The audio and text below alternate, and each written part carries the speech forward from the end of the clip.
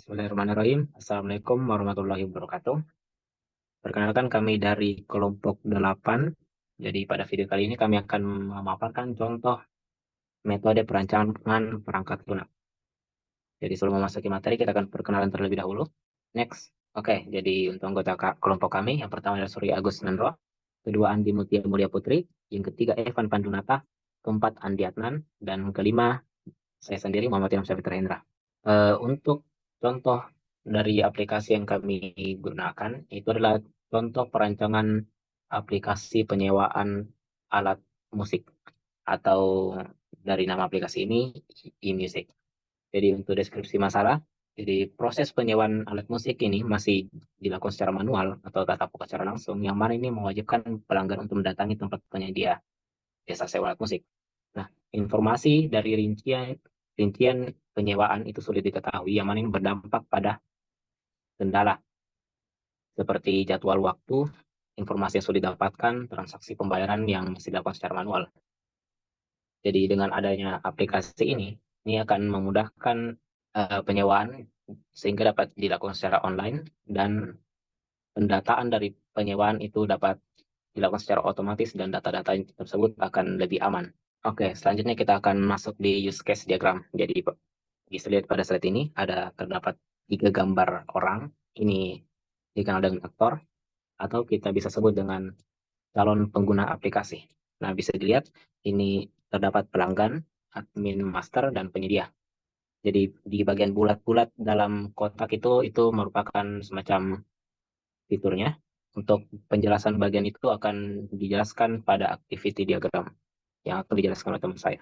Activity diagram yang pertama itu ada registrasi, yang dimana itu diagram registrasi ini menggambarkan pola kegiatan user dalam melakukan pendaftaran diri terhadap sistem aplikasi. Kemudian ada diagram activity login yang menggambarkan kegiatan user dalam proses masuk sistem supaya bisa mengakses aplikasi. Selanjutnya ada diagram penyewaan alat musik yang dimana itu menggambarkan cara user melakukan penyewaan. Selanjutnya ada diagram pembayaran melalui GoPay yang menggambarkan cara user melakukan pembayaran melalui aplikasi. Selanjutnya ada diagram public yang menggambarkan cara user dalam melakukan diskusi dalam sistem aplikasi. Kemudian ada diagram pengatur profile yang menggambarkan cara user dalam mengubah data diri dalam sistem aplikasi. Kemudian ada diagram pengatur bahasa yang menggambarkan cara user dalam mengubah bahasa Indonesia ke bahasa Inggris. Begitupun sebaliknya di dalam sistem aplikasi.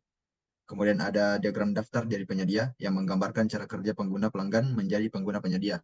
Berikut ada diagram logout. Diagram logout ini menggambarkan cara kerja user keluar akun dari sistem aplikasi. Berikutnya lagi ada diagram akun penyedia menu pesanan. Diagram akun penyedia menu pesanan menggambarkan cara kerja sistem aplikasi dalam melihat pesanan akun pada akun penyedia.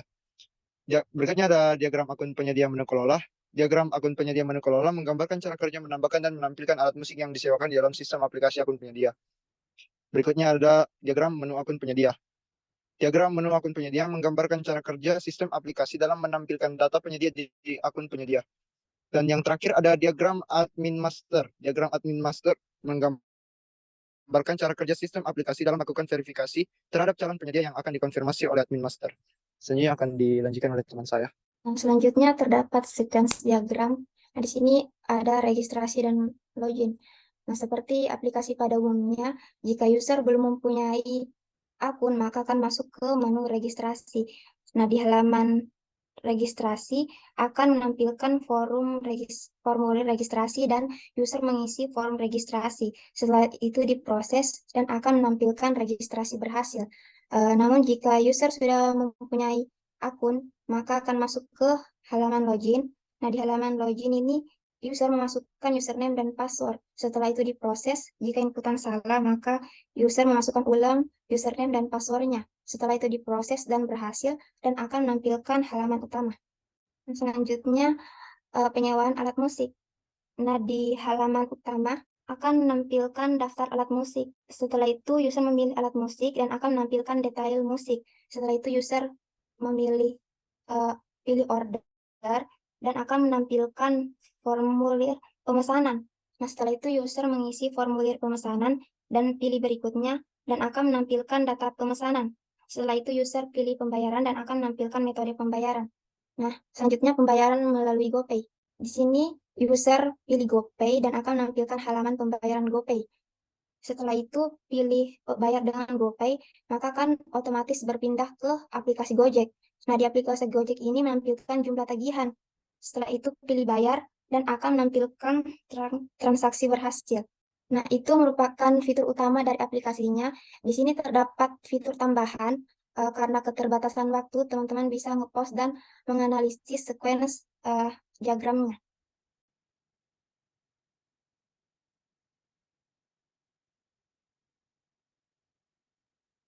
Baik, selanjutnya adalah kelas model atau kelas diagram yang dirancang untuk sistem aplikasi e-music ini.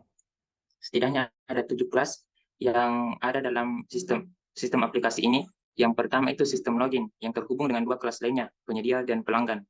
Di sini pelanggan dapat terhubung kepada 2 kelas lainnya, yaitu daftar jadi penyedia dan pemesanan alat musik. Jika pelanggan dalam hal ini melakukan pendaftaran sebagai penyedia, maka pendaftaran tersebut akan terhubung ke kelas admin master, yang mana admin master ini akan menerima pengajuan tersebut atau menolak pengajuan tersebut. Jika diterima, maka pelanggan akan menjadi penyedia atau terhubung dengan kelas penyedia. Selanjutnya, jika pelanggan melakukan pemesanan alat musik, maka kelas pemesanan alat musik ini kemudian dapat terhubung dengan pembayaran. Di kelas pembayaran, setelah melakukan pembayaran, maka pelanggan dapat dinyatakan selesai memesan alat musik yang telah disediakan oleh penyedia sebelumnya.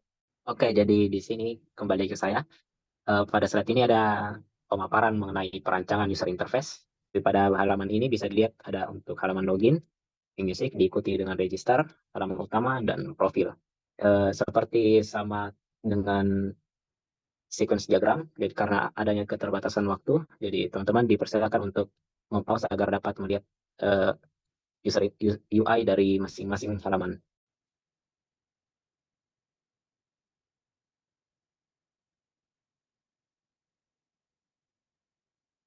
Oke, sekian dari pemaparan materi kami. Mohon maaf jika ada kesalahan atau kekurangan.